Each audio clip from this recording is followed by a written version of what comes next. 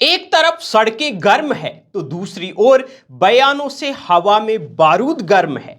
कोई संविधान को चुनौती दे रहा है तो कोई संस्कृति को। टेक्नोलॉजी की जंग में पड़ोसी दौड़ लगा चुका है और हम अभी जूते पहन रहे हैं। ओवैसी के तेवर, उपराष्ट्रपति की चेतावनी, अनुराग कश्यप की आग और चीन की डिजिटल बुलेट।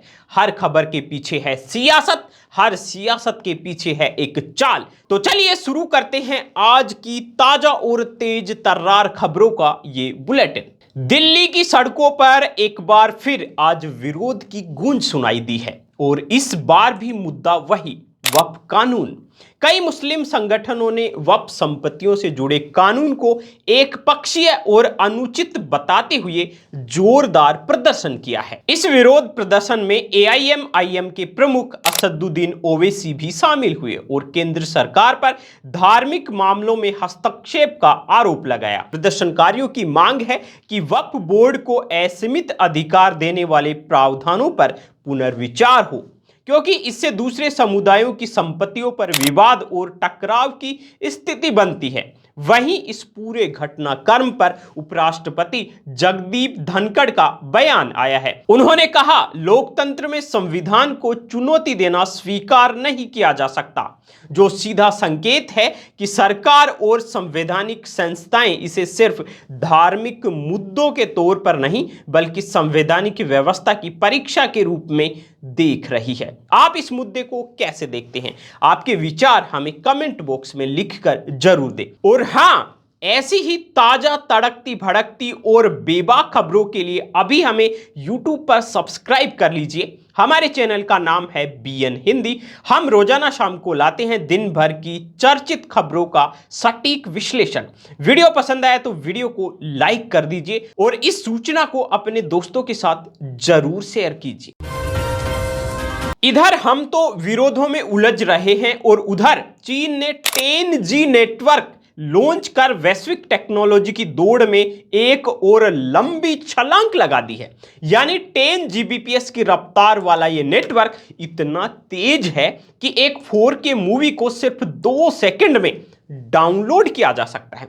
दोस्तों, यह केवल इंटरनेट की स्पीड नहीं बल्कि एक डिजिटल युग का आगाज है, जहां स्मार्ट सिटीज, मेटावर्स और एआई पावर्ड सेवाएं रियल टाइम में हकीकत बन पाएंगी। वहीं दूसरी ओर भारत, जो अभी 5G कवरेज और उसकी स्थिरता के लिए संघर्ष कर रहा है। सरकार ने 2030 तक 6G का लक्ष्य रखा है, लेकिन जब चीन 10G को हकीकत में बदल रहा है तब हमारी 6G की बातें सिर्फ कागजी योजनाओं तक सिमटती दिख रही है। हालांकि हमारी राह में अभी बहुत चुनौतियां हैं, जैसे पुराना और धीमा इंफ्रास्ट्रक्चर, निवेश की कमी और नीति निर्माण में सुस्ती।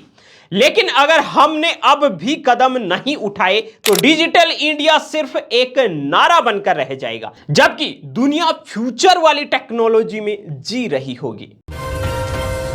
दोस्तों, जब देश में चारों तरफ विरोध चल ही रहा है तो एक और विरोध की बात कर लेते हैं। बॉलीवुड डायरेक्टर अनुराग कश्यप एक बार फिर विवादों में आ गए हैं और इस बार मुद्दा है उनका एक कथित बयान, जिसमें उन्होंने ब्राह्मणों को लेकर आपत्तिजनक टिप्पणी की थी। जी हां, इस बयान के बाद कुछ नेताओं और संगठनों ने नाराजगी जताई थी। एक नेता ने तो यहां तक कह दिया था कि जो व्यक्ति अनुराग कश्यप का मुंह काला करेगा उसे 1 लाख रुपए का इनाम दिया जाएगा। अब इस बयान को लेकर सोशल मीडिया पर बवाल मच गया है। कुछ लोग इसे अभिव्यक्ति की आजादी कह रहे हैं तो कुछ इसे समाज में जातीय विद्वेष फैलाने वाला एक कदम बता रहे हैं। कई राजनीतिक और सामाजिक संगठनों ने चेतावनी दी है कि अगर अनुराग कश्यप ने माफी नहीं मांगी तो उन्हें जनता के बीच में शर्मिंदा किया जाएगा। तो ऐसे में दोस्तों, ये घटना एक बार फिर सवाल उठाती है, क्या सेलिब्रिटी होने का मतलब आप कुछ भी बोल दोगे, वो भी बिना जिम्मेदारी के? और क्या इस तरह की प्रतिक्रियाएं, इनाम जैसी घोषणाएं समाज में कानून और व्यवस्था की जगह भीड़ तंत्र को बढ़ावा नहीं देती? क्या है आपका मत? कमेंट में लिखकर हमें जरूर बताइए। भारतीय राजनीति जगत से एक धमाकेदार खबर आई है, जहां पहली बार एनडीए में एक अध्यक्ष पद बनाए जाने की तैयारी है। जी हां, इस पद की कमान संभाल सकते हैं अमित शाह या राजनाथ सिंह जैसे देश के वरिष्ठ और राजनीतिक नेता।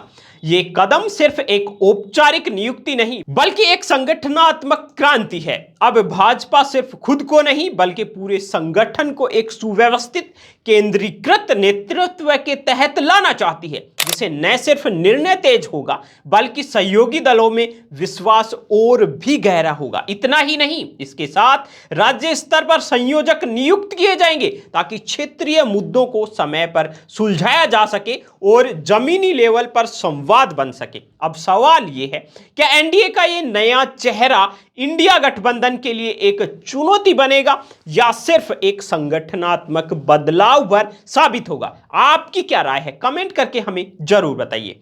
दोस्तों, ये थी आज की टॉप ट्रेंडिंग खबरें। इन खबरों पर आपकी जो भी राय है वो हमें कमेंट करके जरूर बताइए और इसी तरह के लेटेस्ट अपडेटेड वीडियो आपको मिलेंगे बीएन हिंदी न्यूज चैनल पर। तो अभी हमें सब्सक्राइब कर लीजिए। बाकी हमारे सभी सोशल मीडिया चैनल्स के लिंक वीडियो डिस्क्रिप्शन में दिए गए हैं। लिंक पर क्लिक करके आप हमारे ऑफिशियल चैनल्स को ज्वाइन कर सकते हैं और वहां पर हमें बता सकते हैं कि आपको आगे किस तरह की न्यूज पसंद है और किस तरह की न्यूज हमें बनानी चाहिए, हमें क्या और इंप्रूवमेंट करना चाहिए। आपके फीडबैक का हमें इंतजार रहेगा।